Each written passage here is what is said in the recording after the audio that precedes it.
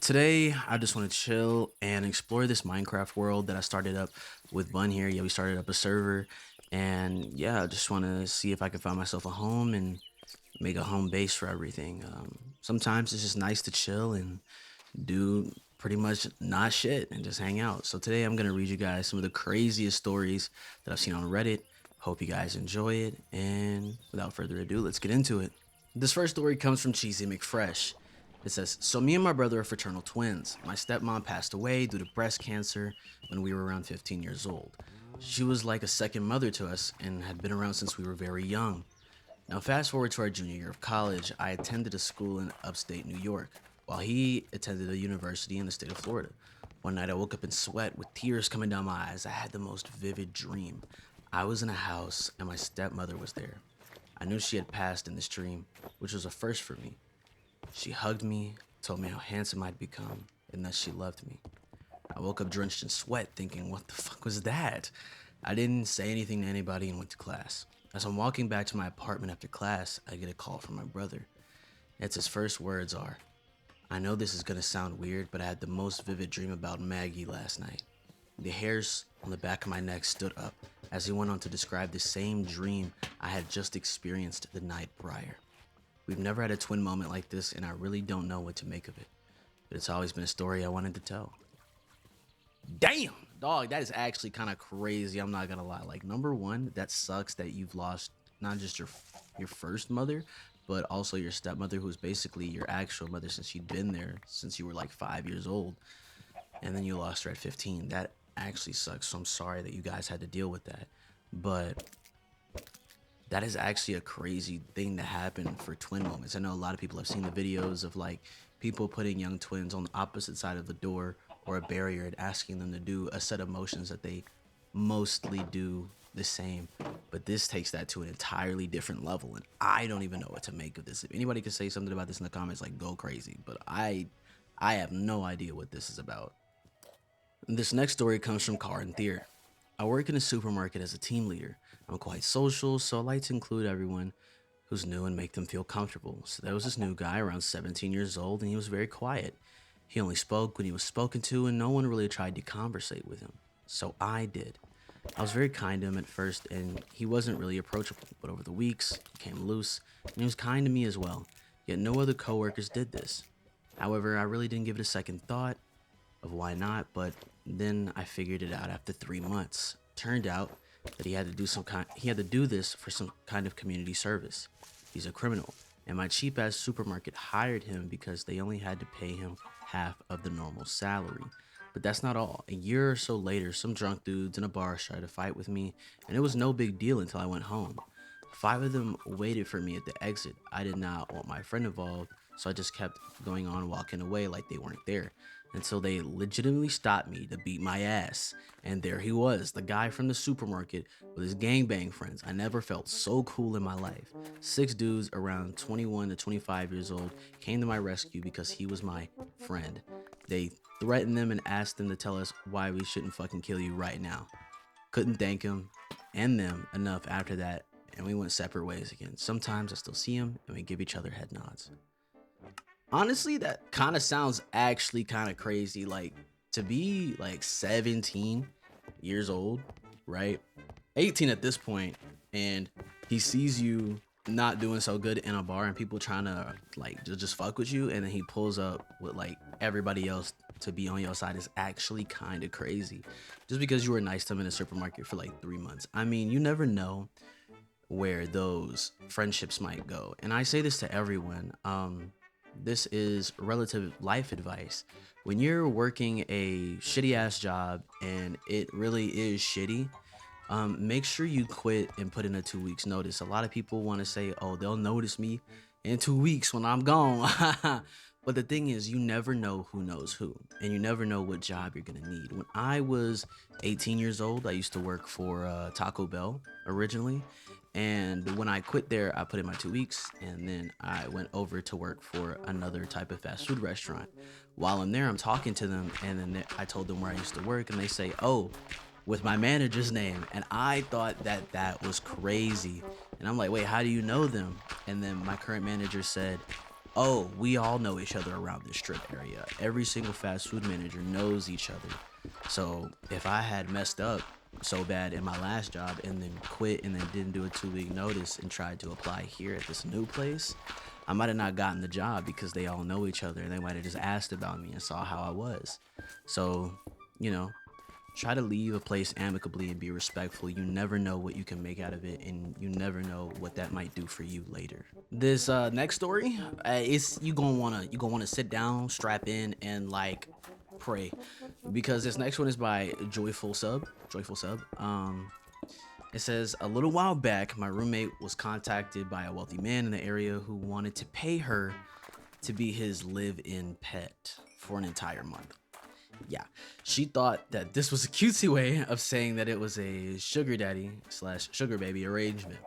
Turns out, what he actually meant was that she would be given a room, board, and a very healthy allowance to spend on a large portion of her day dressed as a cat, walking on her hands and knees, eating out of a bowl, using a litter box, and yes, sleeping in a little cage at night. Sex was not on the table. He was only interested in having a human cat for a month.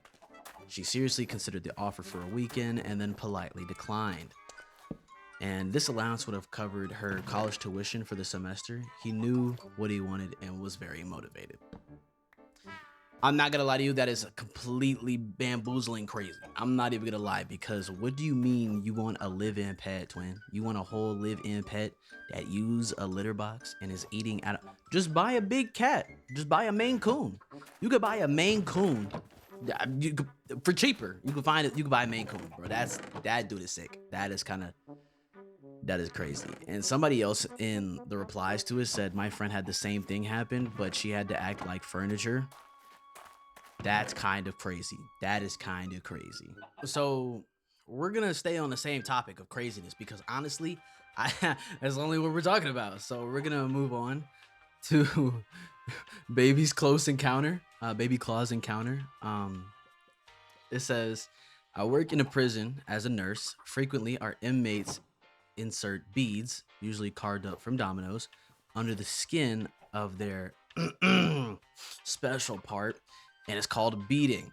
And it happens a lot. Pretty much every unit has a doctor, another inmate who was particularly skilled in filleting open, you know, and sticking beads inside of them. Or some inmates say, fuck it, and try to do it themselves. We had an inmate who cut himself shaving. That's the excuse. Yeah, all right. Who had to come up to the medical department because of his genitalia was bleeding. Obviously, everyone's first thought was this dude is either trying to put in a bead or take one out, and failed. So, dude gets up to us and he's holding a towel down his pants against his crotch, and everything is soaked in blood. Underwear, towel, pants, you got it, drenched. So I take him into an exam room to get his clothes off, and the dude goes, it's mostly okay. I stitched it back up myself with my sewing kit. Huh? What? Yeah, he stitched up his own meat sickle with a fucking sewing kit from commissary. Not only that, but he tied a string around the pole as a makeshift tourniquet. I go, hey, you might want to take the string off your meat sickle before it loses circulation and it falls off. Anyway, we get the tourniquet off and I take out the terrible stitches, and he starts splurting blood from the meat sickle like an active volcano. I have never seen this much blood come out from a human being before. We had to burn his meat sickle shut with a silver nitrate. It was awesome.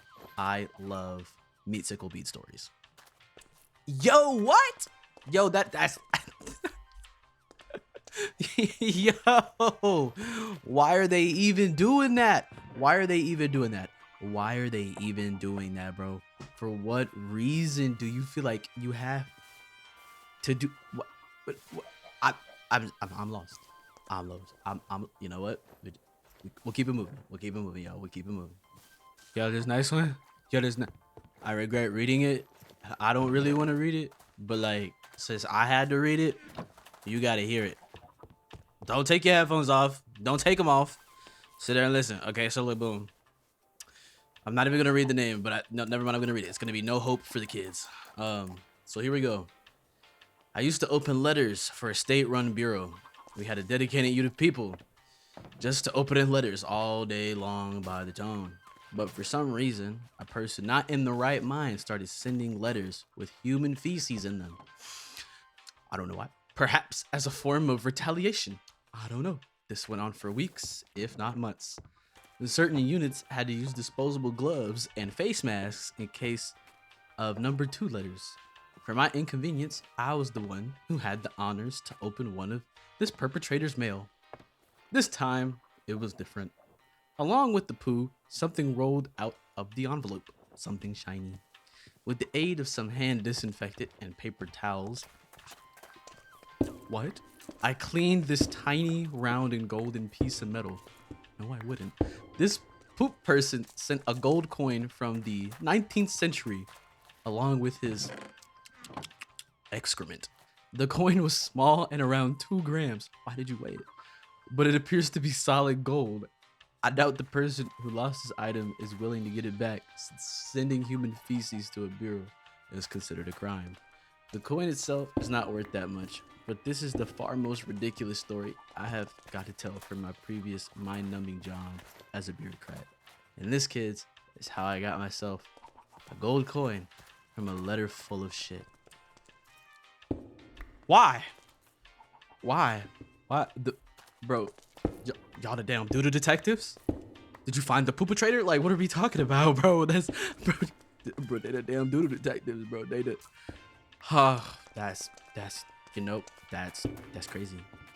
You know what? I think I might have time for one more story. I think I got one more. I got one more in me. All right, here we go. This next one is from Potato Wedge Antilles. Years ago, I was hitchhiking north of Richmond, Virginia, when a car with these 2 dudes picked me up. We got to chatting, and it turns out that they were heading to their friend's place to shoot guns, and asked me if I want to join. I asked his friend if he would be okay with a random homeless-esque fellow shooting guns, and he said, he'll just pretend to be my cousin from Seattle. So instead of sitting on the highway in 100-degree weather, I spent the afternoon eating hamburgers, shooting guns, and blowing up shit with a bag of tannerite on some random DOD's employees' woodland property. Don't remember your name. You were the man. Thanks for the memory. You know what? That's a good way to end it off. You know, like, that was way better than the last 2 stories. I'm thankful that I chose that as my last story for now. But all I have to say to that one is, shout out to you for, like, finding the people and being able to do some cool shit for, like, the afternoon. I don't have much to say on these topics at the moment. I'm still processing the detective story. I'm not gonna lie, I'm still processing it. So we're just gonna have to end it off here. If you guys want more Reddit stories and more Minecraft, I don't mind doing it. I plan on doing it more. Tell me the next kind of stories that you'd like to hear, and if you want, feel free to send your own story in the comments. And I'll see you guys in the next video. Peace.